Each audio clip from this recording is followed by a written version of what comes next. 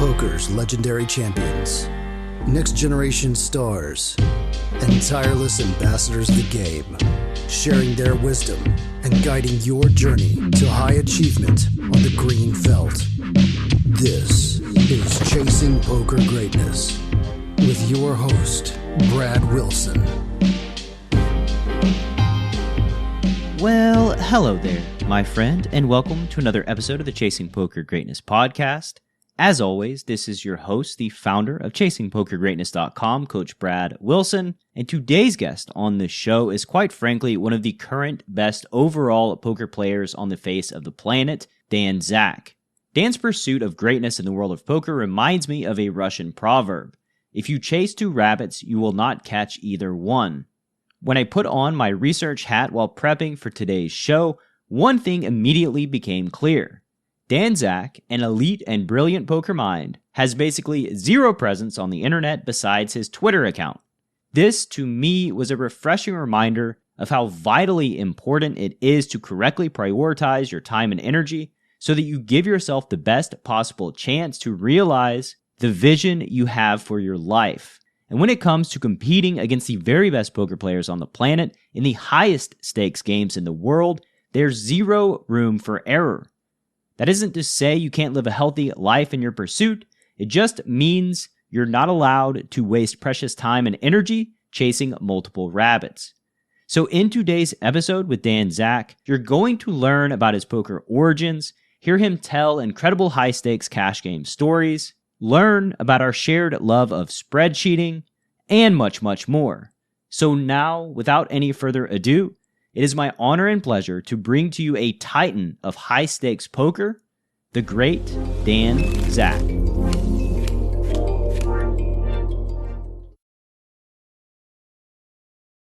Zack, welcome to Chasing Poker Greatness, sir. How you doing, man? Doing good, thanks. You just rolled out of bed? Yeah, it's 12:30, so it's waking hour for me. The waking hour. How old are you and where are you from? You're on the East Coast because it's 12:30 for me too. I am 29 now. I'm from New Jersey originally. I spent a decent amount of time in California doing poker stuff and have been back here for the last 3 years or so. Nice. The pull of family is always pretty strong. It is just the pull back to where you're from, especially, you're 29, like I'm 38. As we get older, we have less and less time to spend with our family as they're getting older and older as well. So yeah, it's pretty important to be close. Let's go back though to your poker journey, growing up, New Jersey, you said. How did you enter the world of cards? Like, what did that look like for you? Sure. Mine is early and unusual. I've had a little bit of interest in poker. My family used to have these annual family reunions, and there was always a raffle. And the first one that I can remember, I won the jar of pennies that was used for penny poker. And it was like super exciting to win the raffle. And then it was like, oh, wow, this card game is really fun. And that's when I was, 8, but I really got into it when Chris Moneymaker won the main event. So I was a religious ESPN watcher, really into sports as a kid, and World Series of Poker comes on. Chris Moneymaker, like Sammy Farha, Dan Harrington, these characters were just like, I just loved it. Amir Vahidi, and I remember, back then too.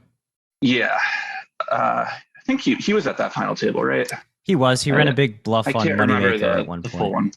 Yeah, Amir Vahidi was there, and then Phil Ivey got 9th, I think, that year. Yeah, Phil Ivey had the ace queen to 9's hand earlier in the coverage. Mm-hmm. So yeah, I watched that, and I was I still remember I was at my friend's house whose dad was my baseball team's coach. And I was like, we need to play poker. Like, I want to play poker. We got out sunglasses, me and my friend, and his dad kind of laughed at us because he would occasionally go play at Borgata. But he like entertained us and played. And then I started forcing my family to play poker games at home.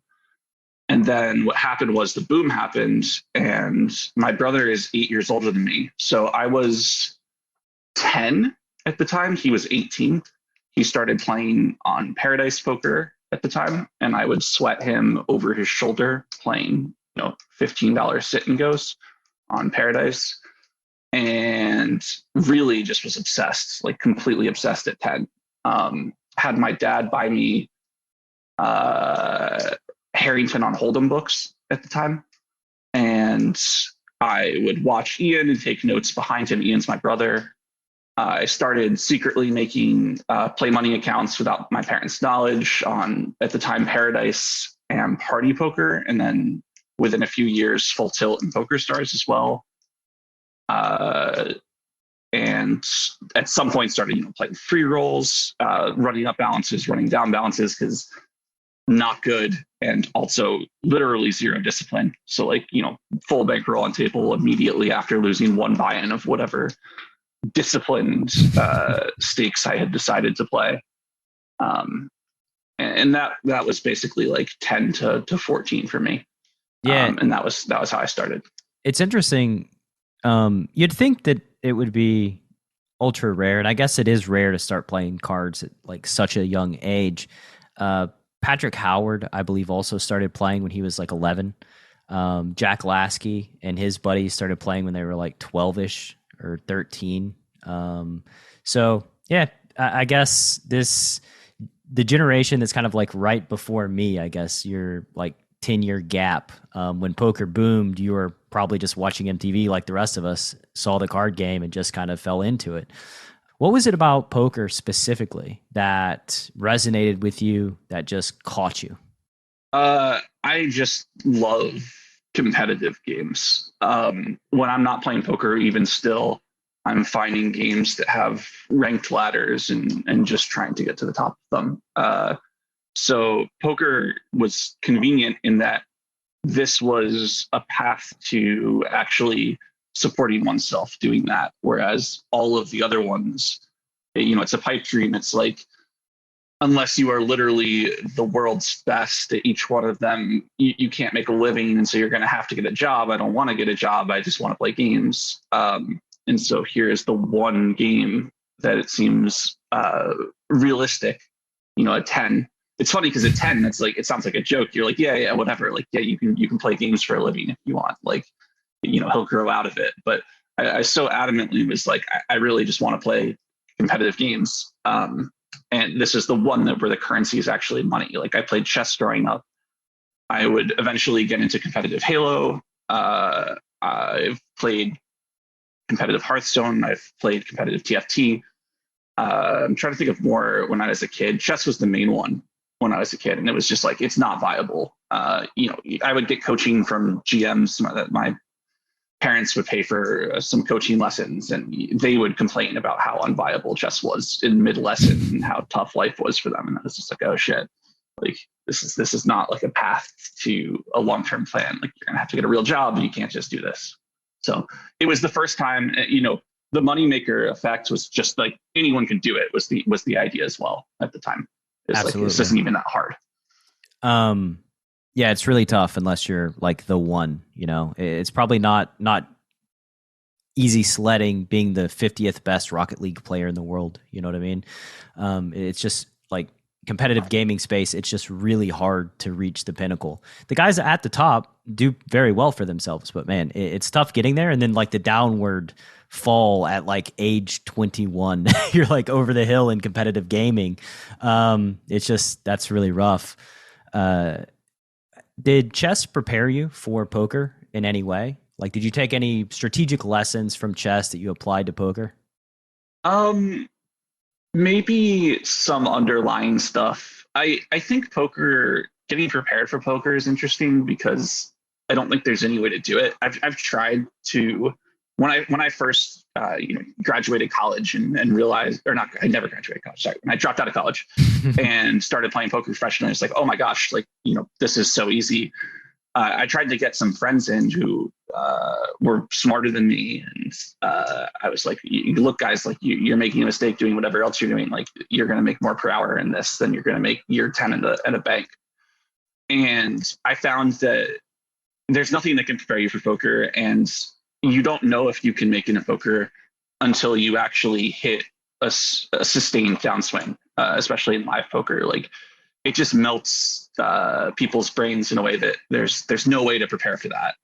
Going to work every day and just getting your head beaten in for months on end, and not wavering from your strategy, not wavering from how you approach the game, is not something that most people seem able to do, no matter how smart or good at other games they are. It just fries too many people.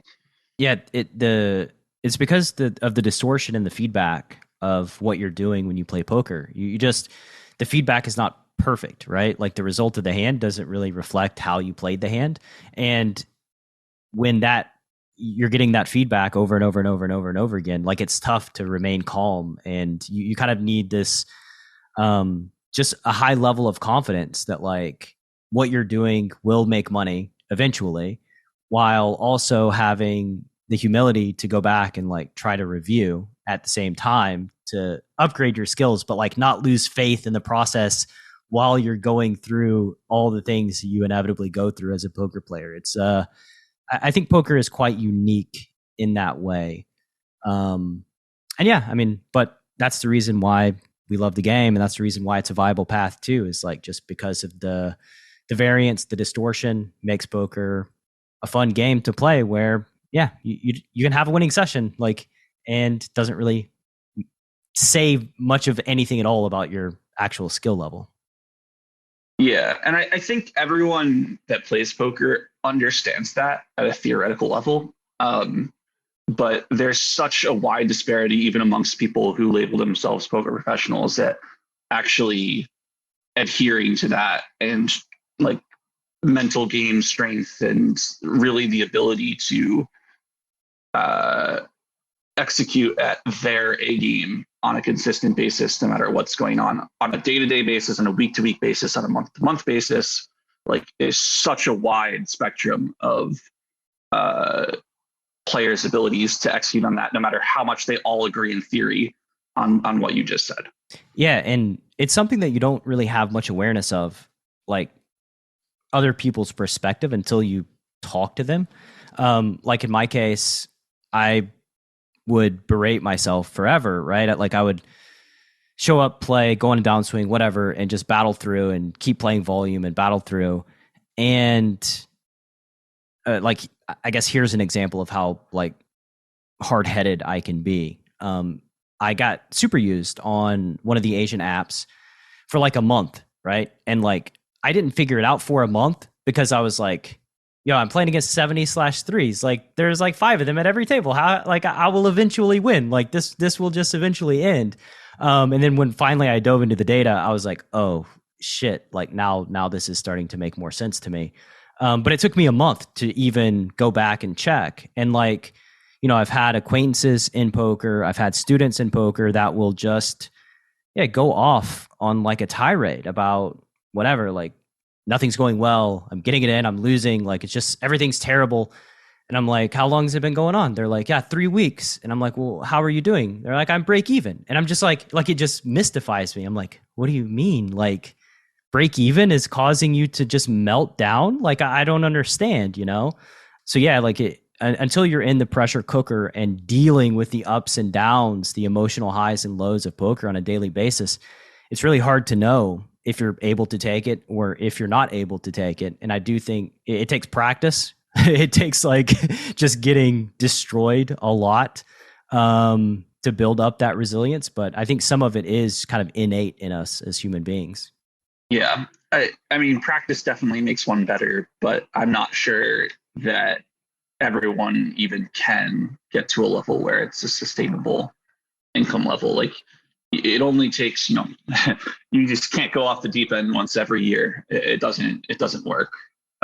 You can't go on a bender for 5 days and blow through 6 months of EV,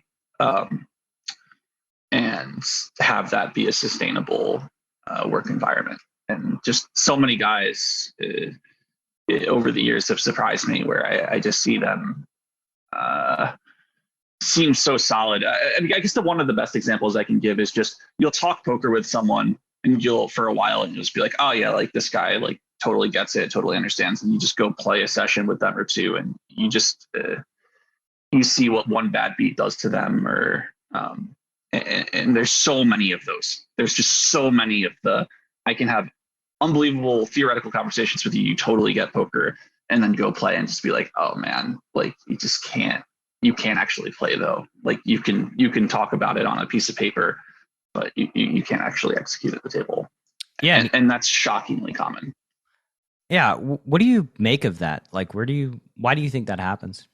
It's just an emotional game for people. Like if you can't kill the emotions, it's not a game that you're going to have a lot of success playing against, especially against tough players. I mean, these days the solution is just ban everyone who's better than you, and that also solves the problem. But it's not going to work for you if that's how you react and you're playing open games these days. Like people are good enough that why does it happen? It happens because people just can't handle it. Like people can't handle not getting the outcome that they view as supposed to happen for them. I played this hand well. I should win. I got it in well. I should have won. I didn't. Rage. Rage and destruction is how I just picture people's heads. Sometimes, and they just.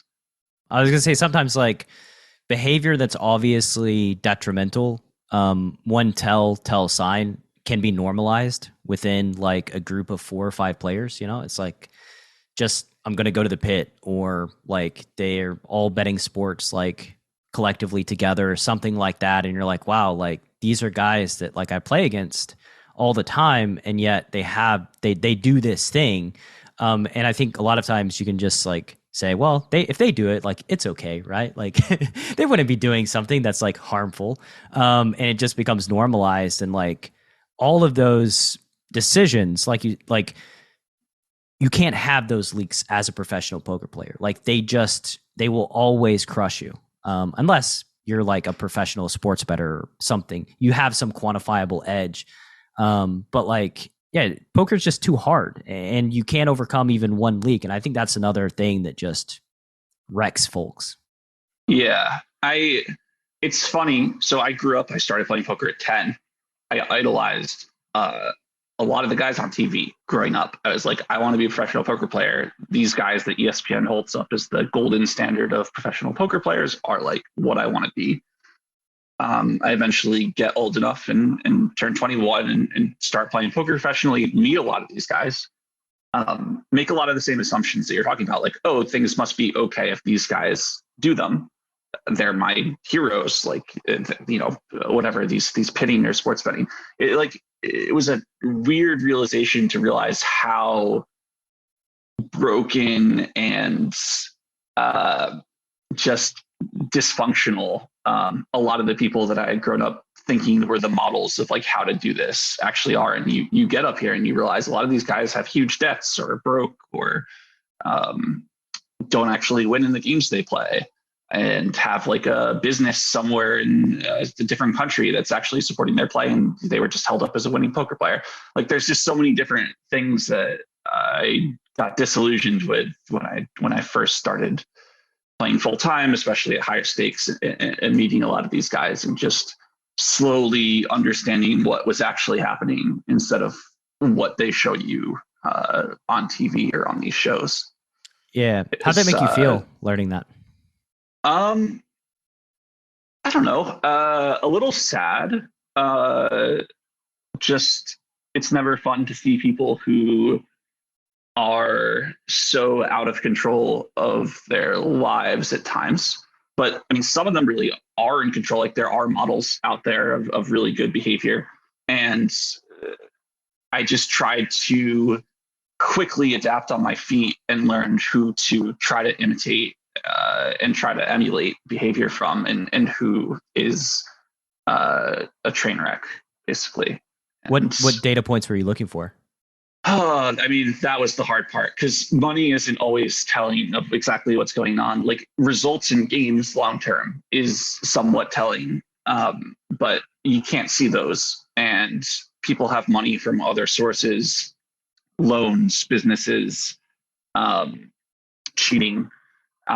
So there's, I don't know, it's sort of a trial and error format of talking to people, watching them play, talking to others, kind of observing long-term habits, and you get slowly better at identifying what's going on with each person.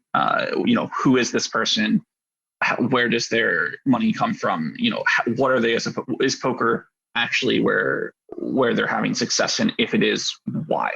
And then getting better at identifying those reasons. Yeah, what are some like non-obvious red flags that you've seen? Borrowing money is just always the one. Like, just so many people that when I was 21, I was like, oh, there's like no way this person isn't good for money, just like stiffing debts to various people. Like, I, for the most part, set a pretty early rule after getting scammed for very small amounts at Turning Stone when I was 18, which is a 18 plus casino in upstate New York. I set pretty quick rules where I was like, oh, I really just need to be careful with this. But I was still just constantly shocked by people who would take loans at the table who would just not be good for them at some point. And I mean, this is the dirty secret of poker that's talked about on Twitter a bunch, but there's just so many guys that should probably be outed that aren't, for various reasons, that just have big figures out that it doesn't really seem like they're going to get paid.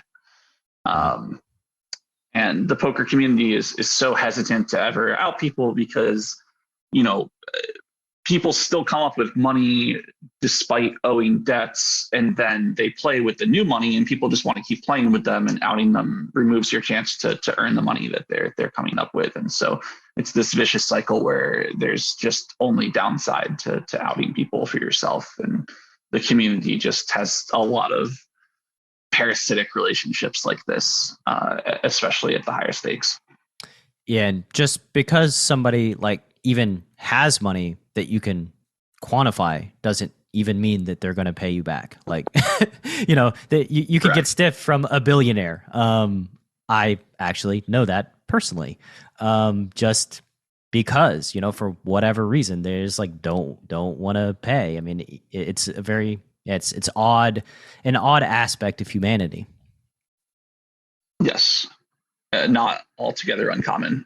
When people are just like done coming in, you often, games develop where someone will take loans to play each week, and then will come back and pay back their loans from the previous week and bring new money to play with for this week. And very often just stiff at the end. Basically, it seems like the mentality is, I lost enough and like you guys took it. And so, I'm going to stiff on my way out, I think is the common internal justification in those situations.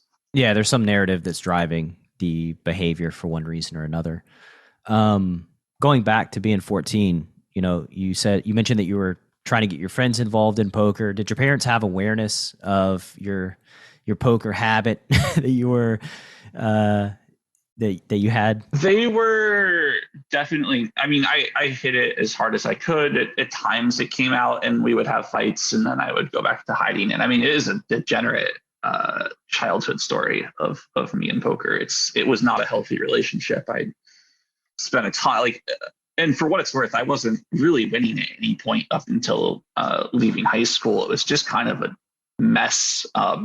It's really lucky for me that this thing I invested so much time into, and I just had no emotional control as a kid, and was just so dead set on making this my career that when I turned 21, I just forced myself to learn a lot of the things that I had refused to learn 16, 17, 15 in terms of emotional control and discipline, not doing the cute play because it's fun or see what happens, or like just blasting off. Like, holy shit, this is a job. Like, let me find the people again. Let me identify the people who are actually good at this, and try to emulate them and talk to them as much as possible, and learn what differentiates the people who are constantly turning pro and then going broke within a year, and the people who are still here year after year. Yeah. But yeah, at 14, 15, 16, I mean, it was just a constant story of spin ups and spin downs, free roll winnings, depositing small amounts through whatever those were, pay safe cards, or wiring money from like Western Union to Costa Rica or something, like just all the sketchiest ways to get amounts of money on. And I mean, I have some really degenerate stories. Like, I think when I was 17, I was like a senior in high school, and I went on like a church retreat trip to North Carolina. And I remember just like skipping all of the activities because I had run my balance up from $150 to like 20K. And then I was just playing, 200, 400 limit hold'em heads up against whoever was the guy who sat the lobbies, and just ran it down, and was just sitting there depressed afterwards with like my church group. And I just can't tell anyone that I just, lost $20,000, which no one would be able to fathom in the last 30 minutes after having won all of it the previous week, all while here at the retreat. Like, I don't know, just a total shit show of stories from my teenage years. And it just all encompassing. Like, it was really the thing I spent the most time on, and to really no positive effect. After you graduated high school, you mentioned that you started taking it seriously when you were 21. So what was those 3 years like? You said you didn't graduate college, so I assume you went to college? Yes. I graduated high school in 2011. So Black Friday happened my senior year of high school. And it was probably really good for me because, again, it was just this addicting, toxic relationship. I went to Pepperdine in California. I made a lot of really good friends. I played very little poker for the next 2 years. I would occasionally deposit small amounts of money onto, I think it was like America's Card Room at this time was the main one, and maybe Cake. And this again was like more like, oh man, I knew exactly where the Western Union near my college was. And again, just like sending $300 at a time to some random name in Costa Rica, and to just lose the money playing 50 cents a dollar. And then the summer after my sophomore year of college, I went with friends up to Turning Stone, which is an 18 plus casino in upstate New York. And that was the first time where I had played live. It was the first time I played live poker in a serious setting.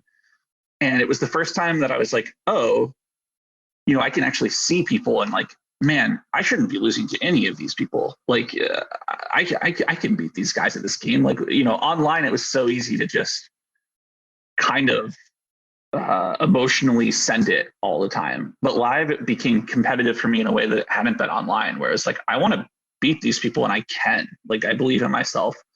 And so I went back to like reading some of these old books, and actually applying them in a disciplined manner, instead of applying them until I didn't feel like it, and then just like shoving all in a bunch of times in a row until I was out of money, and started having success. So that summer, I went up for a weekend and ended up staying for 2 months. And I think I brought $1,000 with me, and I brought home over $100,000 from playing 2-5, 5-10. There was one specific night where I played 10 and a quarter heads up against a guy who was not playing very well. And that was, 30 of the 100 was in that one night playing heads up. But the rest of it was like every day at 2-5, I would just get there and play for 14 hours straight. And the max buy-in at Turning Stone is 500, and I must have had a 5K stack a dozen times in that game. And I was just very confident with how I could play. The games were incredibly soft up there. I remember these days I'm less about reads, but back then, I had was putting all my energy into focusing on how other people thought about the game. There was an older man who would drive from Syracuse every week. He came every Friday, and he would sit down, and the first hand he would play, he would always just bluff all in. And then he would play super tight the rest of the night. And it was like super clear that like his strategy was, I have a very tight image because I come here every week and I play super tight almost all the time. No one ever thinks you're bluffing. The first time you go crazy. And so like the first time he would play a hand, he would just like triple barrel all in. And then he would just like routinely shut down for the rest of the night and play rock solid the rest of the time.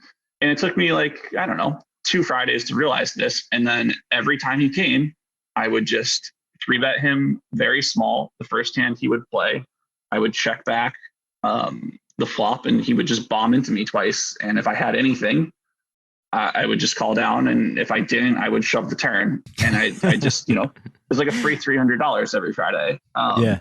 It was just like little things like this that I got good at, that I look back on and I'm really happy about, because it's not really, these days poker is a little bit different, especially at the higher levels where it's a lot more, especially no limit hold'em is just so solver based. And this is before all that. And it was just fun, like really street pokering like people. And I just had so many that's the easiest one to explain, but just so many little dynamics with people back then, playing every single day for 2 months with the same guys, that I think I got quite good at. Yeah. It's like, oh, this guy, he's going to torch his first stack. Like, so either you put the last bet in on the turn, or you let them put the last bet in on the river when you have any pair, and you crush him. Did he shut down after that? I don't even know why. I'm curious about that, but did he shut down after he got stacked, or did he go off? Oh, after he got stacked. No, yeah, he would shut down. Like he had a very set way of thinking. He had his way of thinking about poker, and he was like convinced his way was right. He was like, I'm going to show up, I'm going to run a big bluff the first hand. And he just like never adjusted to like, maybe Dan has like figured it out, given that Dan just like always does something crazy against me on the first hand, and then respects every bet I put in for the rest of the night. But I don't know. It was just like 2 months of that. That's funny. And so the 2 months, he didn't really tilt. Yeah. And after that, I was like, oh shit, I want to do poker again. And so I went back to my junior year of college, and I got through one semester. I turned 21 in December, and I dropped out the day before my birthday. And I now had this big bankroll from Turning Stone. And I was like, I want to take my shot. And my parents were not happy, but it was just this, I had so much success that summer, and I was just like, I really just want to see if I can make this happen. How come parents weren't happy? I assume all the degeneracy through your formative years. Yeah, I don't come from a family of gambling. My mom like has always preached when we were growing up that gambling was basically evil. She's very religious and had been very upset whenever it came out that I was playing online poker. And I don't know, my family's just like all educated, like all went to college, all have like normal, streamlined, educated jobs. Poker was not a considered option. Yeah, at all. Have they warmed up to the idea, I guess, over time as you've had sustained success playing cards? Yeah, everyone is fine with it these days. It took a couple years of making it work before it was not, please go back to college at every family occasion. But I think the main concern, which was probably pretty valid for them at the time, was I had just blown a lot of money and time on poker in high school, and they were all aware of this, and there was no reason to think it was going to be different. It was probably a bad idea to drop out in the first place. Like, I had a 2-month heater at a random casino in upstate New York and decided to like drop out of college because of that, after having 5 years of just getting buried online. But luckily, I was basically able to force a shift in how I approach the game, from kind of it being this degenerate, just like fuck you thing that I did to myself on the side, to I'm going to really try to make this work with a concerted effort. Yeah. You run up 1K to 100K. Seems like you have a natural lack of risk aversion playing 200, 400 heads up with 20K during your church retreat. When you started taking poker more seriously and you had, a 6-figure roll, did you have any protocols in place? And yeah, what did poker look like for you from that point in time of you taking it more seriously? So at 21, I was a little bit more aggressive still.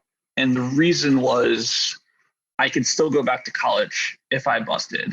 And So I wasn't that excited to just grind smaller and have to find out that way. Where I was more like, let me really shoot shots. And if it doesn't work out, I can go right back like on this one semester.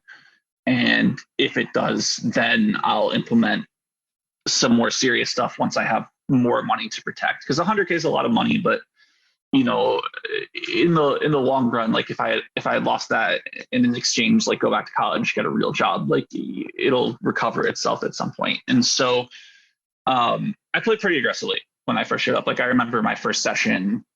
Well, okay. I guess I should tell some. I can tell some more crazy stories. When I dropped out, I flew to the World Series of Poker Europe. World Series of Poker Europe was like a few days after my 21st birthday. It was in it was in some random town in France, or I guess it was in Paris, but it was in something that's like not called Paris. But anyway, it was near Paris.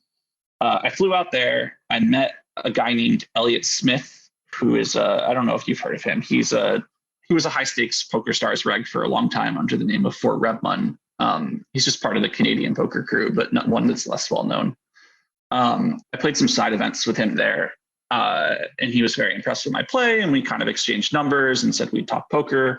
It was a relatively unsuccessful trip, but I played pretty small. And then Elliot ended up buying me into the main, so I got to play the main, but I didn't do anything in it. I fly home. The next poker stop is PCA. And so I ended up flying to PCA, and I was like, all right, this is exciting. I'm just living the dream in a way. Maybe at this point, when I say I decided to take it seriously, that clicked a little bit later. Maybe I was a little bit out of my mind the first couple months still. And I get to PCA. Elliot is there, and Elliot comes up to me and he's like, yo, there's this incredible PLO game. And I was like, I don't really know how to play. And he was like, don't worry about it. Like, take one shot at it. I'll take whatever percentage of you want. And it was a 25-50 game was how it was listed on the screen. And so I was like, all right, like I'll take, I think I took 2,500 to myself, and Elliot said it's 110K bullet. He gives me 7,500, and I go over to this table. It's actually 25-50 with a mandatory 100 straddle on the button. But then the whole table is these guys from Detroit. It's like 5 pros from Detroit, and then they've brought their own losing player with them, and then there's a couple guys who are just gambling that are there for the tournament that are like 2 pros and like 2 recreational players. Every hand it's 25-50 with 100 mandatory in the button, but someone is straddling to 1,000 from somewhere every single hand. Like every single hand is 25-50, 100 on the button, and 1,000. But the 1,000's not mandatory. So you're sitting in this game, and you have to pay 175 in orbit to play basically all in push fold poker. And so it's like, I can play this. Like, I mean, this is super, again, super degen. Like, I'm probably just going to lose my money, but like, I can play this. So I just wait for aces, and I get an aces, and I double up. I just say pot, and it's 5,000 or 10,000 at this point, because it's someone's raised and just all in. It's like, oh shit, okay, 60-40, here we go. I double. The next hand, that I play, I have aces again, surprisingly. Someone pots, and I just repot all in, and it's a 40K pot, and I double up. And then I get aces again, 2 hours later, and I'm down to 30K, and I say pot, and boom, I have 60K now. And most normal people would leave at this point, but I just kept playing. And PCA, I don't know if you've been there. The casino actually closes at 2 a.m.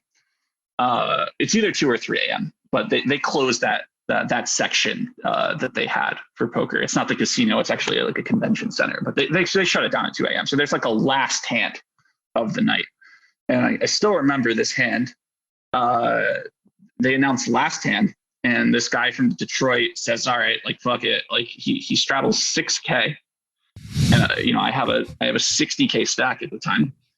I look down at queen like Jack 10 double suited or something like this. Queen Jack 9 double suited, Elliot has come over to the rail to watch, to like get updates and to come down for the night for his piece. I'm like, oh fuck, all right, pot. Like I'm on like the second to last player to act. Like I've only really been playing aces, but it's super clear with 10 blinds to me that like this has to be played. Yeah. And it folds to the guy. He calls dark. Yeah. So I think my pot's to 18,000. He calls. So there's 36,000 in the middle, and we have like, I don't know, 45K left. Flop comes like ace 10-3. He checks, and I check because I'm scared. I don't know what the right thing to do here is. And the turn is like I think it's another no, it's an 8. That's what it is. So I turn a wrap. And he looks at 2 cards and then says pot. And I'm sitting here like, oh my God, I'm going to fucking lose all this at the last minute. And I put it in, and the river comes a brick. So I just have queens, and I'm just sitting there like, all right, fuck. And he turns over the 2 cards he looked at, and he's got 9-7. So he had like the bottom end of the straight draw, and he still has no pair. It's ace 10-3, 8-2, and so I'm like sweating with him because the fucking ace beats me. And he peels both of his cards super slowly, and finally he looks defeated, and he's like, you got it. And I turn over queens, and I win this 120K pot, which is more money than I had to my name to start the hand. Obviously it's not all mine. A lot of it is Elliot's at the time, but it was just like, oh, holy shit. Like, man, I can just do this. Like I didn't gamble this big for a while after this, but it was just such a insane experience to have. What the hell was Elliot doing very early on that he couldn't play in the game? Like, what was he doing that was such high priority that he sent you in? That's I don't know. I think he really believed in me at the time. Like, I'd have to ask him. I actually lived with him after this for a while in Vancouver. We both played stars, but I haven't talked to him in maybe 2 years that much. We kind of lost touch after COVID. I don't know. I think he just really like believed that I was the next good player that he had found, and he was just testing it out. That's all I got. I mean, he didn't play PLO either, so he had played even less than I had, because I had degened off sessions of every game. While as a child, I was playing 50-100 horse with 10 bets to my name and looking up the rules on a separate tab next to the table. So yeah, risk aversion, not really too big a part of your genetic makeup as a youngster. No, and it's funny because it's such a concrete thing now for me. Although I play really big now because I just have a bankroll that's large enough to absorb hits, but like I would never be willing to swing the percentages of my bankroll that I used to, and it would make me sick now. But at this time, it just kind of was like, it was play money in a way still, in that I was viewing it as 2 options of run this up now or go back to school, and it's a ticking clock for me. And so I was willing to do some dumb shit. And I also had it in me to do some dumb shit when it wasn't super large amounts of money, as I'd proven in my teenage years. Yeah. So, after the PLO PCA experience, what happened next? Like, as you're, still finding more success after the Turning Stone, running it up to 100K, you're doing this full time. What was the next move as you realize, like, yeah, I'm probably just not going to go back to college? So I moved in with Elliot after this. Elliot was like, yo, you should like come play online with me. And I was like, okay. So I packed up shop from California and I moved to Vancouver, to his apartment, and played on stars. And at the time, Elliot was playing, he was a reg in the 25-50 no limit games, which is very impressive. I was not that good at no limit. He was one of the world's best, I think, at the time. This is like the days of I think like True Teller was like the best player at this era. I remember sweating a lot of Elliot True Teller battles at 6 max 50 NL. So I got into mixed games at this time because there was before I moved in with Elliot, I'd gone back to LA for like a month and played at Commerce, and I started playing mixed games live at Commerce. I remember my first session was I'd been playing the 10-20 no limit game and kept spying the mixed game. I was like, man, like everyone at the 10-20 no limit game is young and motivated, and everyone at the mixed game is 50 and looks like they aren't trying. And so I remember one night I went and played. The first night I played live mix was with Barry Greenstein and a woman named Lee. That is a Commerce reg. And they were just playing heads up at like 4 a.m. And I'm sure I was like tilted and bored or something because it's 4 a.m. And I was like, all right, this is time to go learn. Really intelligent, Dan. But anyway, I go over there playing BT. Barry Greenstein and triple draw. And, Barry Greenstein in a Commerce reg. Yeah, it's a good spot, 4 a.m. Why not? It's a great spot. So I'm like reading the rules to Badugi and triple draw on my phone as we're playing this game. I still remember like putting in some raises, and I had a pair doogie. I don't know if you know the rules to Badugi, but the rule are you try to make a 4-card hand that has no pair and 4 different suits. So and the lower the better. And my hand had a pair, and I like thought it was a good hand, and it's just I had no idea what the fuck I was doing. And very, very professionally, like calmly is like, that hand doesn't play, but like, don't worry about it. You played the hand great. Like just no sign of like, holy shit, this guy has no idea what he's doing. Yeah. But I mean, fortunately for me, the bar of play in these games, especially back then, was like not high. And I was very motivated to get good quickly. And I found a few people that knew what they were doing and started talking and getting some coaching, and did not take long to feel like I went from being clueless to feeling like I was probably a favorite in the lineups back then. Mm-hmm. And then I went to live in Vancouver with Elliot. And at the time, there was a account. No, first of all, there was no reg in Badugi at the time. There was one guy who opened sat that's name was Murat FB from Turkey, but he was not good. And then there was no one else. Like this is a year before Sean Deeb and Raul Gonzalez sort of opened sat the lobbies and did well. And there was an account from Azerbaijan who would come and just play 100% of hands and draw 4 a bunch.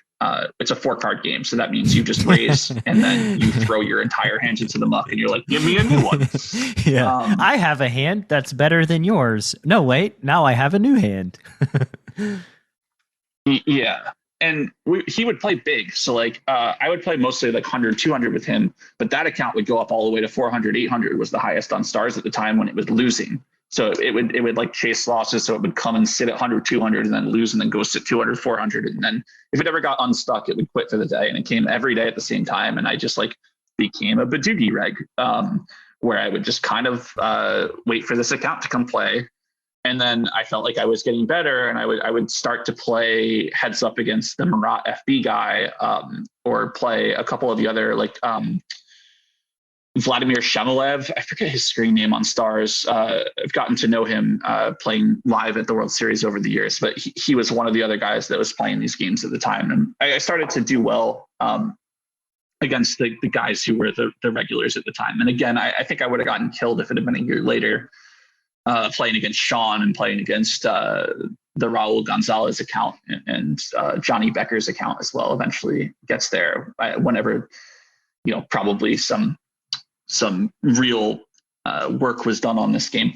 But at the time it was great. And I was able to spin up more. And then I started traveling with Elliot to tournaments as well. He was very into tournament circuit. More crazy DGen stories. And this is still all of 21. I mean, this is like 6 months in past dropping out of college. We went to EPT Monaco, and Elliot gets us 2 seats in this private game it's a 200, 400 no limit game. Elliot, I remember, took 80% of me, so I have 20%. And it's like so you're playing Antonio like Esfandiari. 40-80 effective. Yeah. It's Antonio Esfandiari, Sorel Mitzi. There's like 2 Russian guys who are clearly the reason the game is running. Oh man, it's been so long. I think Alec Torelli is in this game. So anyway, first hand is like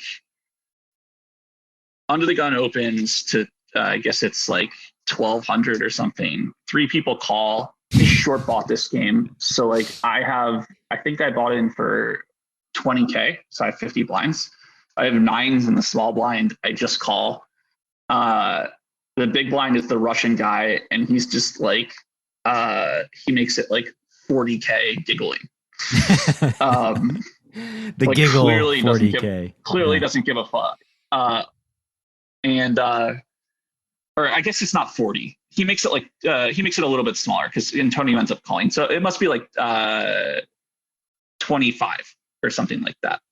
And Antonio calls from Under the Gun, and I'm just like, all right, fine. Like I'm pretty sure I'm supposed to go with this hand in this spot. Probably not, but like I don't know. How deep were Antonio and the Russian? Or were particularly serious. Like 350,000 deep. Oh shit! So they're very, very, very deep. Like yeah, I'm just like deep. fucking around in this game. I have no business in this game. Yeah. So I just call all in. Flop comes King Jack 9 3-tone. Not my suit. Or not King Jack 9. Sorry, I don't flop a set. It's like King Jack 8 3-tone. Mm-hmm. I have nothing. I like cannot win this pot. And the Russian guy goes all in for like 300,000. I'm just like, fuck. I guess I lose. And Antonio folds, board runs out. I don't know. It runs out like another jack, and then it completes the 4 flush with a small card. I'm like, you win. And he just stares at me. He's like, no. I was like, all right. I like turned over 9s kind of sheepishly. He turns over ace queen without a suit to the board. Like he just shoved the King Jack 8 board with like ace all clubs with like ace queen of hearts for $300,000. I'm like nice shaking. triple up. Yeah, I'm like physically shaking. It's like a $90,000 pot. I like can feel my legs just like completely out of control. It just, this guy's just like giggling that he just like fluffed Antonio off this dry side pot with literally nothing.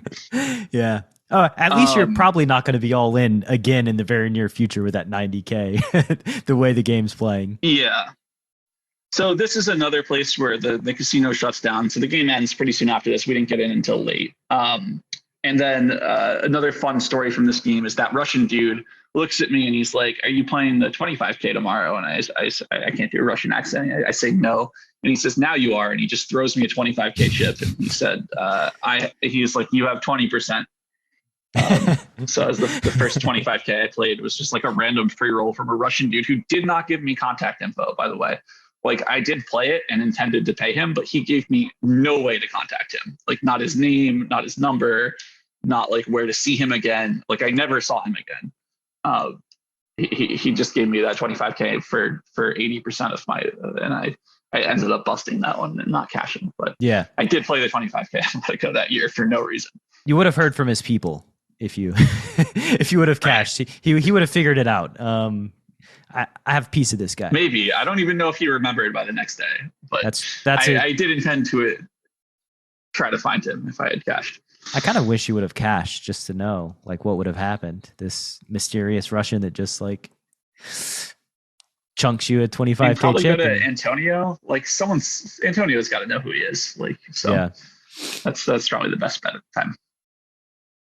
In a world where a fish donk bets the flop, and you don't know what to do, one man, Coach Brad Wilson, has a surefire plan to neutralize flop leads and rip that dunk to shreds. Nuffle. Available now. Go to chasingpokergreatness.com/Nuffle. Rated R. So life's good. You like it. I guess did you have any of these like degen spots that did not go well early in your career? Yeah, I mean, for sure. Everything went so well that first 6 months, and then let me think of where things really went wrong, and then I had to hit like a hard reset. I would say the worst things that happened to me on the downswing where I started playing Chinese, and I think I got pretty good, but I just could not beat Aussie Matt, who's of fame from some live streams. I don't know if you've seen him before. Yeah. But we used to play relatively large Chinese, and I was very confident I was better than him, and I have never been able to beat that man. I've played him at 3 separate stages of my career, this being the first, and he has just taken any dollar I was willing to risk from me at all of those stages in Chinese. Very, very frustrating. But the pineapple variety or there was regular a time, or all the kinds? Pineapple. We actually, when we first started playing, we're playing one at a time because it was before pineapple was popular. So that's dates me a little bit. I remember. Like I remember those days. 2014, I guess, at the start. Yeah, I heard that app because I mean everybody was on that app at Commerce back then. I heard that they had some like security flaw. Yeah, Barry had his nephew hack it, and it seemed hackable. I still contend that the person Barry chose not to pay, who is Thomas Keller, there's no way Thomas was cheating him. The fact that the app was hackable is not evidence that Thomas was cheating him, and so I still contend that that was not the right settlement to that issue. But yes, Barry got some relative of his to hack the app, so the app was unstable, and there were definitely some Russians who showed up to the World Series, I think in 2015, that did hack the app and did cheat everyone, and like got caught and kind of laughed in everyone's faces, and like didn't even try to collect the outstanding money after they got caught. They just went back to Russia and were like, "Oh well, like thanks for the free money, idiots." Yeah. But at the time it was super popular at Commerce. And in fact, for a brief spell in here, I also was doing a crazy thing where I was playing against this guy at Commerce in Chinese. This one didn't go poorly, but we were playing one at a time. We played numerous 40-hour sessions, 50-hour sessions, like multiple day, like full 2-day sessions of one at a time Chinese. And I think we ended up breaking even against each other in the long term. And I think I was a better player for the first 20 hours of all these sessions, and then didn't realize how much better he was at being awake for 48 hours than I was, because it was all he'd done his entire life. And I had never done it before. And looking back, I should have realized how big of a mistake continuing to play was that I didn't at the time. But we played a lot of, it was like 300 a point one at a time. We played a lot of 50-hour sessions that swung 100K in each direction. And this is maybe a month or two after that Monaco thing. Yeah. That this was happening.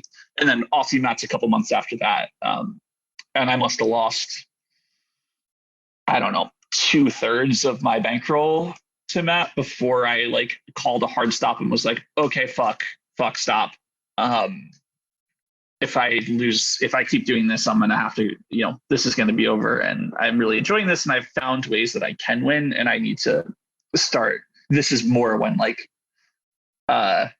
the reality and the lockdown of the situation. And like, I really do want to make this work. And as opposed to when I originally dropped out and it was kind of like, if it works, it works. And if it doesn't, like, fine. I'll just kind of gamble. Your no moss moment. No moss, Aussie Matt. Just, I'm done. I remember like going back. So like I was putting in 60-hour weeks at the Commerce playing in that 10-20 game. And right next door was, a 2040 PLO game popped up. There was like no PLO at Commerce. And then there was 2040 PLO. And that was like the only PLO that was spread like that I remember at that time, at least in the high stakes room. And I remember like just, the fish, the Rex kind of moving one table over to PLO, like one at a time. And then all of a sudden, like they never came back. Like once they were there, they never came back to the 10-20 Hold'em. And then like, there was a friend of mine who was playing the 10-20 Hold'em, had never played PLO in his life. And one day he just like was like, man, fuck this. He just like stood up, went over there and never came back. And I'm pretty sure he still plays PLO to this day. So like there is a lot to, playing in games where the learning curve is not as steep as No Limit Hold'em, and creating just opportunity for yourself and finding places to generate edge where there's less information. You know what I mean? Like I think the mixed game play, just if you're an aspiring professional poker player, learning more games just has to be a good thing for the longevity of your career. Like it can't possibly be bad, I don't think. Yeah, I mean, the more games you play, the better your ability to play the best game in the room is. So wherever the best game is, you would like to not be hindered by the fact that you don't know how to play the game. Yeah, the Melissa Burr methodology of like her goal, just always playing the best game in the room. And in order to do that, you got to know how to play all the games that are being spread in the room. Yeah. As you were recovering from getting Aussie matted, what were the rules that you put in place? The reset. What did that look like? I don't know. I dropped stakes significantly and started tracking my results pretty religiously, and set some big bet limits, like how many big bets I needed to my name. Big bets being, if you play 50, 100 limit hold'em, 100 is a single big bet. I was mostly playing limit poker at this time. Just set a bunch of limits and restrictions of like try to prevent myself from running out of money. Yeah. So I don't know, if I remember correctly, it was like I needed 400 big bets to play a game, and I was going to track my results. And I also instituted at this time, and this is one thing that I have remained good at, and was good from the start when I implemented it, which was I was going to quit pretty quickly when having losing sessions. It was like pretty clear to me that, getting down 40 big bets in a live game, it was very hard to consistently play my A game from that point. And in fact, no one that I was really watching was consistently playing their A game from that point. And I when you're winning, it was much easier to play well. And I just started playing much shorter losing sessions and much longer winning sessions. And it made a huge observable difference to my results at the time. And why did this one stick? This reset, as I'm sure there were probably many moments of wanting to reset throughout the years. Like why did this one, like, did you take it seriously, abide by, your new code? I don't know. This had been, at this point, I'm 22, and this had been a 12-year journey of basically being a unstable, mostly losing poker player for 12 years. And I knew that like I had the wits to be a winning poker player, but I had never had the control, and I have no idea really why it suddenly clicked in a way that my body and emotions had rejected for 12 years. It was just like, maybe it's, fear of having to acknowledge that it's not going to work. And it was just a desperation, survival instinct to avoid that. I really don't know.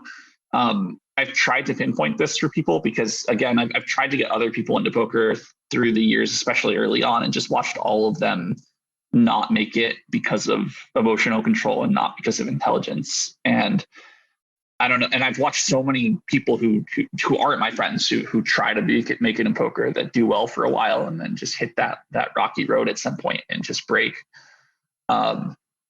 I wish I had like a cookie cutter answer to help people. I just kept trying, and this was the time that it finally worked. After many failed attempts.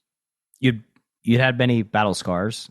You'd had many experiences. And also, you're getting older too, right? Like you're maturing. Your brain is like, was not done developing as an 11-year-old, but like as you hit 23 to 25, your brain like is relatively mature. So maybe just getting older and gaining some maturity and maybe perspective, like that could have aided you as well. But there's a lot of guys in their 30s that like can't do it. A lot of guys in their 40s that that's it true. shocks me how their maturity level is suspect, though. Sometimes. Sure, I am constantly surprised by people who, I guess not constantly anymore, but I was constantly surprised, especially as the era of solvers came in. Like this is mostly people who are still around are probably going to stick around. But there was an era in like 2016 to 2018 or so where a lot of long-term poker pros who refused to, especially in Hold'em, but in some other games as well, who refused to acknowledge any of the like revolution of the way the game was changing, kind of got phased out of the game and realized they weren't winning players anymore. Like I was pretty shocked at how unstable a lot of people's reactions to that were. I mean, it's kind of cyclical, despite right? The longevity they'd had in the game. Yeah, it's a cyclical.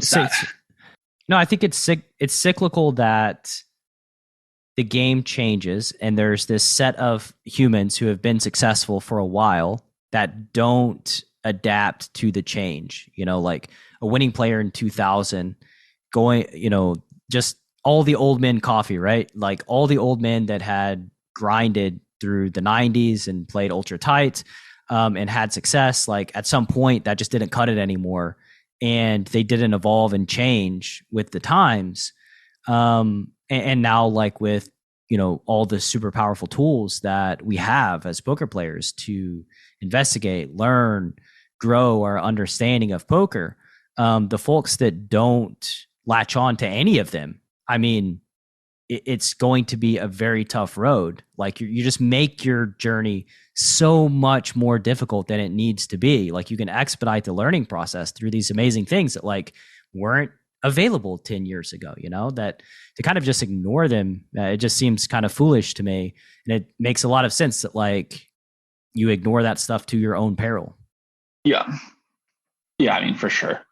That's dangerous choice that a lot of those guys made, and many got punished, not all. But well, I think it's like a laziness too. You're just like, how much different could it be? Like how much more could I learn? Some of that stubbornness rather than laziness. It's a question of it's going to be different in different cases. But laziness is just a key component of most previous era poker players, I think, in terms of at least their approach to study of the game. I would not say in their approach to a lot of other things, but in their approach to like how important approaching the game itself was. Yeah, it was not taken very seriously for a very long time. And laziness can, you didn't have to like. Laziness can manifest into stubbornness, I think, too, where it's like, I just really you give off the air that you're stubborn, but the reality is like you just don't want to do it, or you're scared, or there's just some aversion to diving in deep. That makes sense. Cool, man. So like after you moved to Canada, when did you come back to the States? And what is the journey from, then until today? What does that look like? So Canada, I was there from like January through June of the year I was 21. This is not a super long time. Probably 6 months at most. And I basically came back after that Monaco trip. I decided I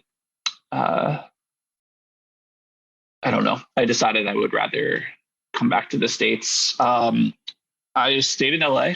I grinded LA cash games for a while. And then I had one very big spin up LAPC where I think it was when I was either 22 or 23. I'm not sure which one. I just couldn't lose, and the gains kept getting bigger. And I must have won during that LAPC, 55 out of 60 days, and the stakes just kept going up. And like we started by playing 100, 200, and 150, 300 limit. And I'm still following my bankroll rules, and it just kept like as the games got bigger because other players would get there. I don't know if you've been around for LEPC, obviously. Like it starts small and it gets bigger and bigger as from January through the end of February as more people come into town leading up to that main event. By the end of that LAPC, I was playing, I think 800, 1600. And you just win 30 bets a day at 150, 300. And then all of a sudden it's 200, 400, and you keep winning 30 bets a day. And now it's 300, 600. You keep winning 30 bets a day. It's kind of an unreal stretch. And it finished with 800, 1600, and it didn't fall off at all. And at that point, I was like, I now really have this second chance to handle this responsibly. And since then, I lived in LA for a lot longer. I tried at some point to move into, this is mostly mixed games. I have tried it unsuccessfully twice to make it in the Bobby's Room game while handling it responsibly, which means somewhat of a short leash. But I do think I'm a very good mixed game player. I think the 8 or 9 guys in that game that are consistent regular winners over the years are better than me. And I think there's also a chance my brain melts. I've had this conversation with a lot of people at specifically 1500, 3K or higher. It just feels like everyone kind of has a limit to where the money actually starts to, I don't think of the money in most stakes that I play. It's just a game. It's just numbers. I think 1500, 3K is kind of my breaking point of where I start to struggle with, this is fucking too much money, and this is a car in this pot, or this is a house in this spot, and seeing that instead of just seeing numbers and chips. But so I've tried twice to make it in that game, and I've had 2 unsuccessful small shots where I've lost 100 to 150 bets and kind of been like, shit, it didn't work. And maybe it's just bad luck, but I do feel like it has affected me in a way that I don't feel that affected other stakes. At some point in like 2017, then I started playing on Live at the Bike, which is where I think most people know me from. Ryan Feldman was someone who I'd played from time to time at the Commerce Games with, and he invited me to come play. And I was like, yeah, sure, that sounds fun. And I remember being super sketched out by live streams initially, which is funny given the whole Apostle situation that ended up happening. But if you go back and watch the first shows that I played on Live at the Bike, I bought it really short and was just super uncomfortable with the idea of live hole card sharing.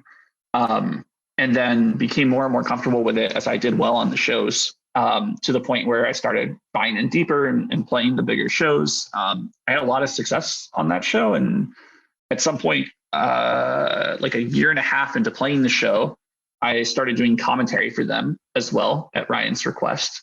And then a spot for ownership opened up, and I ended up becoming a part owner of Live at the Bike. And so I was doing weekly commentary and playing the games. And I was an owner there for a little over a year, which was a great time. Like I really enjoyed commentary. I really enjoyed interacting with that community. I loved all the guys that were playing weekly on those Friday shows. Still in good touch and friendly with almost everyone from that show. And I was in a long distance relationship during this time with a girl who was attending Yale. And so I was going back and forth from the East Coast to the West Coast. And at some point it became serious enough that it was time for, she graduated, got a job in New York City, and it was time to make a decision about it. I decided I wanted to come back here and be with her. And so I sold my piece. And so most of what I was doing during that time was playing mixed games at Commerce during the week, and then playing that big live stream game that everyone watched on Fridays. And I moved back to Jersey and have been here since with her, and still here with her. and our families are both here. And I mostly these days, since COVID especially, all the games moved online, which has been fucking great. Yeah, that's nice. Given that there wasn't that much going on live here. So it's kind of amazing to have, especially for the mixed community where the games are so spread out. Prior to this, having all the mixed games move online has been awesome.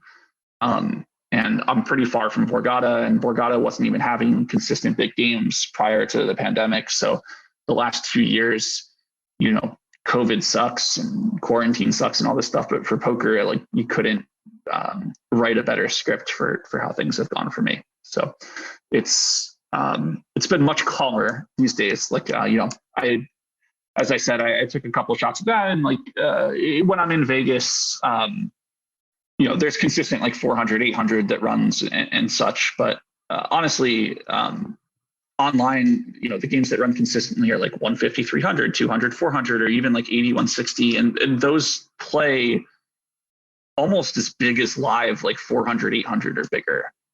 When you're playing two tables of, 100, 200 online, it's just so many hands relative to, going 3 times a week to play live 400, 800, that it's much lower much lower variance, much lower volatility, while you still just get in a ton of hands. So I don't know. Yeah. It's been great. I am back to being an online poker player. And I enjoy it a lot more this time around after having gotten my fill of all that live. And cool, man. That's good to hear. That's where I find myself these days. Find yourself quarantining, battling in the mixed online games after they've consolidated due to COVID. So what was the experience like running live at the bike? Like, what was your favorite part of that? Because it's just an interesting little tangent. Well, I really enjoyed adjustments. So you have to watch back those shows. Like, every hand that you're playing, every read that you're giving off, everything that you're doing is being recorded and watched by everyone you're playing with. And so it's kind of this interesting meta where you really need to be watching back these shows, taking notes on yourself, taking notes on others. Some of the players like really clearly weren't, and it hurt them. And some of the players really clearly were, and like made a huge difference. Garrett in particular is someone who, when I first started playing the show, didn't seem to be doing much in terms of adjustments. And he went on a really big downswing and seemingly was kind of losing his mind. He's not usually someone who whines or complains or has a lot of mental game problems. And he was really struggling with keeping it in, even on stream, basically being like, woe is me, like, what is happening? Like, how do I keep losing? And he clearly went through a huge shift. Like, if you run his stats from shows in 2017 and then you rerun his stats in shows in 2018 and 2019, like, completely changed his game. In like a really impressive way, where it looks like he was like, shit, I'm losing. I need to, go study, watch back these shows and probably put some, and he's talked about this on podcasts, like, put some time into learning how poker theory works. And then I still have all my magic tricks that I learned through live, but like, I need to actually understand the fundamentals too. I mean, he started playing 20% less hands pre-flop. Like, that's the biggest thing that changed. But I mean, some of the like blast offs on the river and some of the 3-bet hand selections and stuff just all changed. He just became such a better player. But I don't know. I really enjoyed watching people fight to evolve through. Again, like, as we talked about at the very beginning, I love competitive games. I'm not someone who has always been in poker to like just chase the dead money and pretend to be not someone who I am so that I can get myself into better spots to just basically rob people blind. Like, I've always embraced playing tough people heads up. I've always embraced playing tough lineups. Like, I really enjoy the aspect of, it's okay to acknowledge that we're all trying to win here.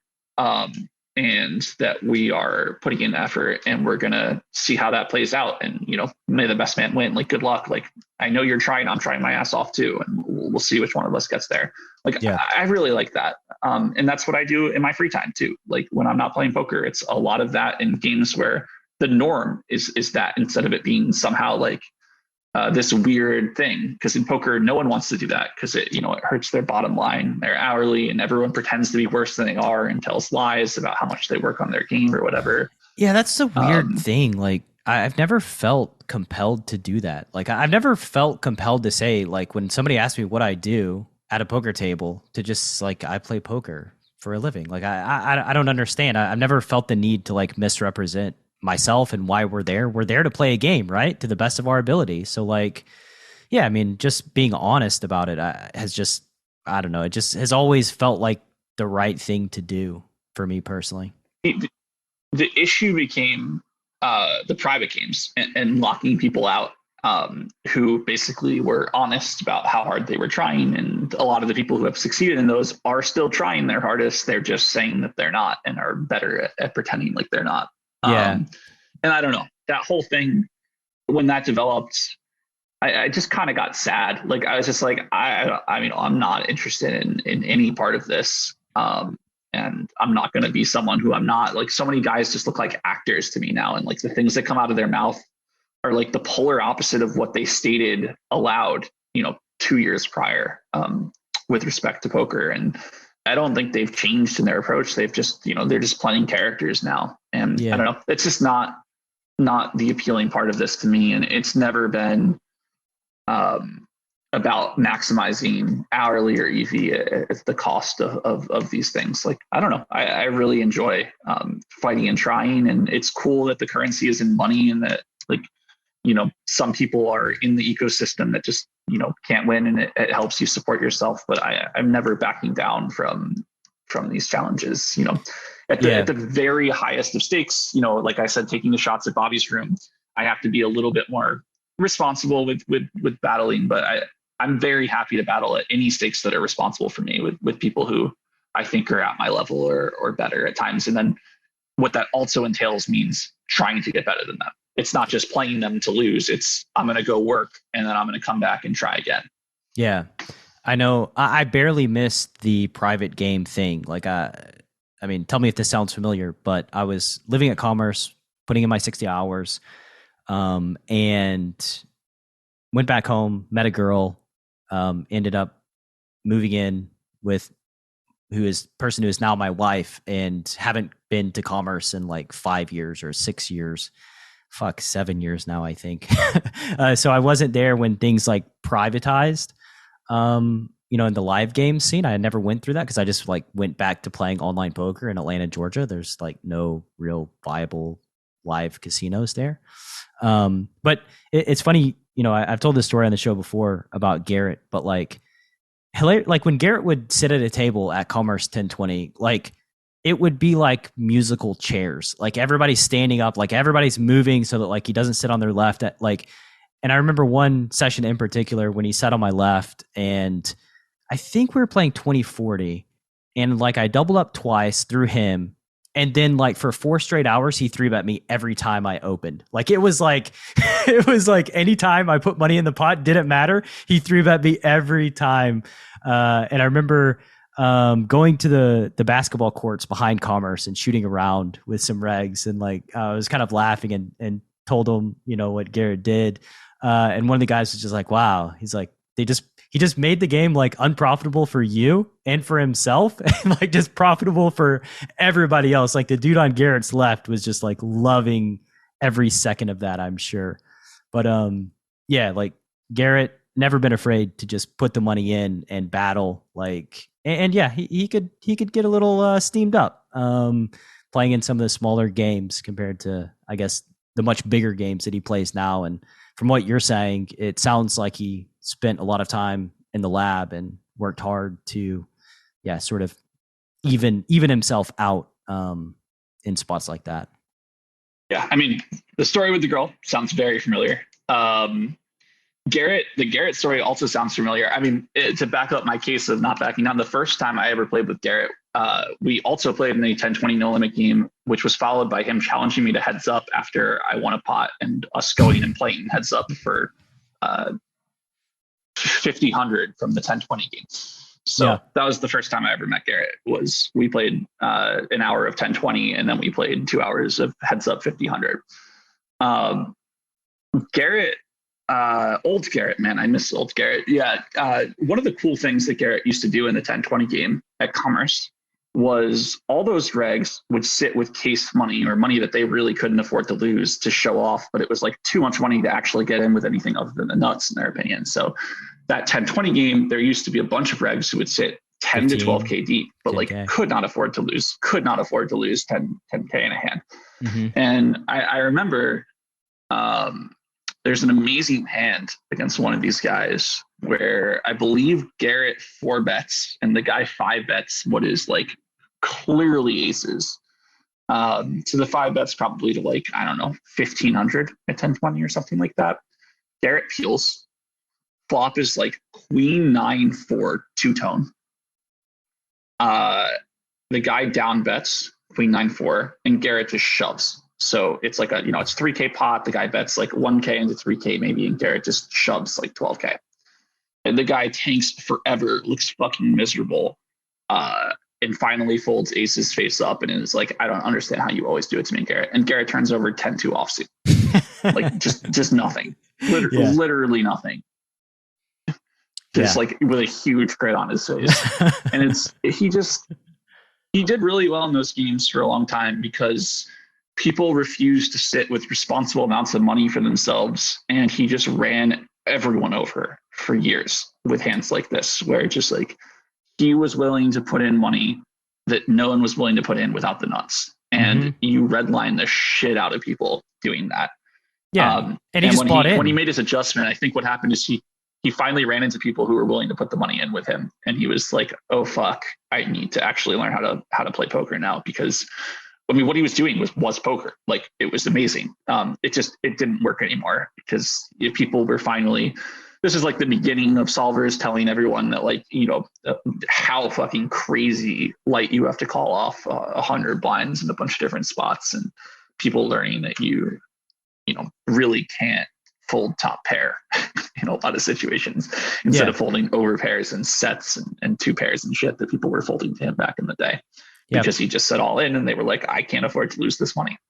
Pot odds and equity are really things in poker. They kind of matter. They're kind of important in the decision-making process. Right. And also not buying in with money you can't lose. That's true. Like, is a key skill that a lot of those 10-20 commerce regs did not get. And money that you're just not willing to get in, just like you're just not willing to get the money in it. It's just like collecting dust. And I mean, like, he would buy in for like 35K, like every time, like just have the table covered infinitely. And that first day we played, he bought in for 100K, by the way. The next biggest stack at the table was like 12K. Yeah. He had the guy bring him 90K in pinks and then 10K in white. Makes sense. Garrett. Well, cool, man. Yeah, it's been great. We've spent our hour and a half just your story, diving into your story through poker. It's been an amazing journey thus far. We'll have let's do like 2 lightning round questions, and then we can call it. If you could wave a magic wand, change one thing about poker, what would you change? What we were just talking about, which is I would like to remove from especially the cash game scene just this so much effort put into pretending to be someone you're not, pretending to not care when you do, just the amount of dishonesty and facades with respect to effort being put into the game or how much you care. I don't know. It's just the whole thing is so stupid and uncomfortable to me. And a system that I don't enjoy participating in. Do you have any ideas? No, because I understand why it's developed this way. I just hate it. I don't know. My idea would be for people who, no, I really don't have it. I understand exactly why it's working this way and why it's developed this way. And I just hate it. Like, it just isn't for me in a way that, like, poker has been my life, and I love poker and I love, like, this aspect of poker, and this developing is just so sad for me. It's just a capitalist end game state of the game. And I don't dislike capitalism. It's just a sad, it's a sad thing to happen to the game and system that I've spent so much of my time and love that it's so at ends with who I am as a person. Yeah, I guess I'm happy that I haven't had to experience it or go through any of that. But yeah, I mean, I guess good luck. You know, I have a podcast and everything, so it's going to be quite hard for me to, like, claim anything other than what I am. But it's not in me to. It's just not in me as a human being to claim it anyway. Like, I just don't think that I can do it. Like, I would rather just not play poker or play much smaller, I guess, personally. Yeah. If you could put up a billboard, every poker player's got to drive past on the way to the casino, what's your billboard say? Am I trying to help them, or am I trying to help myself? Like, am I trying to get them angry as they come in to play with me? Either one. Either one. You know, Brian Rask gave two. I think one of them was like, your mom doesn't love you. Right, because then they're gonna then they're gonna play worse when they show up. Gonna twist the knife. Yeah. Man, billboard saying, that's a tough question. I don't know. Yeah, keep things in perspective. I'm not good with little slogans. Relax. I'm trying to think of what the fastest help to some of the problems that people face in poker is. I don't know that a slogan is going to fix any of it. Your mom doesn't love you is excellent though. This is not my forte. Enjoy the ride. Enjoy the ride is good. Yeah, I like that. I like that a lot. You working on any projects that are near and dear to your heart? Near and dear to my heart. No, I mean, I just do poker study, is one of my main projects. And then I've gotten into coding recently. Some of it with respect to poker, but a lot of it, with respect to other kind of like, spreadsheet math kind of stuff that I really like. We tried to do some daily fantasy sports stuff, and it didn't work out very well, but it was really cool to learn about programming and spreadsheet manipulation. I couldn't sound like more of a nerd, but it really, really was an enjoyable process. Like, I just love working with data in a way that it's somewhat embarrassing. And that's been something that I got into during quarantine and have really, really enjoyed. Yeah, you're in the right place for nerding out and people that enjoy working with data. I think, like, right before we started this call, I had like 20 spreadsheets open, just like looking at them, copying and pasting, and like trying to make sense of data and organize it, which has like been a regular part of my day for the past like year or so. And as it relates to poker, I would say, like, for the CPG listener, I think in this last year, I've experienced more growth as a poker player than I have at any point in my career, other than when I first started playing poker. Like, just looking through this stuff is just, yeah, it's fun. I didn't realize I love spreadsheets so much, but at the end of this, I don't know whether or not I'll want to see another spreadsheet again for the rest of my life. Funny. No, Excel's my best friend. Like, I just love Excel and spreadsheets and kind of again, like, an embarrassing way of how much it really brings joy to me. Ah, man. Well, yeah, we'll close on our shared love of spreadsheets and data. And if the CPG listener wants to learn more about you on the World Wide Web, where can they go? There's not much. I have a Twitter at Dan, I think _Zack, but I mostly just post pictures of gummy bears and rage at NFL coaching decisions. So yeah, as somebody that did research before this conversation started, I can attest you don't have much of an internet presence. No, yeah, live at the bike was what my outward reaching thing was. And since then, I really haven't done much in terms of communicating in my life in any way with the public. Yeah, probably for the best. It's not a bad move. It's been great having you on. Great getting to know you and learning more about your poker journey. Thank you very much. And in the next year or so, maybe we can do a round 2. Have you back on. Sure, it was a pleasure. Thanks, Brad. Thanks for listening to Chasing Poker Greatness. You can subscribe on Apple Podcasts or on your favorite podcast app. Go to chasingpokergreatness.com to get the newsletter, join the Greatness Village community, book a coaching session, or dive into the latest data-driven poker courses. Follow the show on Twitter @CPG Podcast.